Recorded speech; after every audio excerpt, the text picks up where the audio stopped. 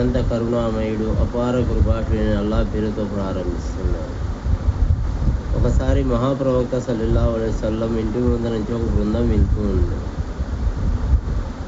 ఆ బృందాన్ని ఒంటెల శబ్దం విని మహాప్రవక్త సల్లల్లాహు అలైహి వసల్లం ఇంటిలో నుంచి బయటికి రావడం మొదలుపెట్టారు. అప్పుడు హజరత్ ఆయిషా రజియల్లాహు తాలా సెలవిస్తున్నారు, మీరు ఇప్పుడే కదా వచ్చారో అందులోకి మళ్ళీ లేచి వెళ్తున్నారు అంటే మహాప్రవక్త సల్లల్లాహు అలైహి వసల్లం సెలవిచ్చారు,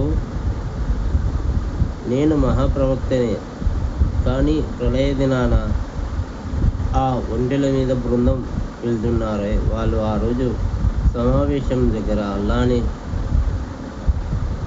సెలవిస్తారు. అల్లా దగ్గర, ఓ అల్లా, నేను మహాప్రవక్త సల్లల్లాహు అలైహి వసల్లం ఇంటి ముందర నుంచి వెళుతున్నాను, అల్లాహ్ సందేశాన్ని నాకు వాళ్ళు అందచేయలేదు అని సెలవిస్తారు. అప్పుడు నేను అల్లా దగ్గర నిలబడిపోగలుగుతాను. అందుకోసమే నేను ఇప్పుడు పోయి ఒకే దైవాన్ని ఆరాధించమని నేను సెలవు ఇయ్యడానికి వెళ్తున్నాను అని హజరత్ ఆయిషా రజియల్లాహు తాలాకు చెప్పారు.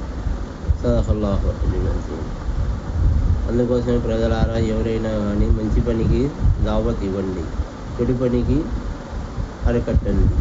ఇది ఉత్తమమైన పద్ధతి.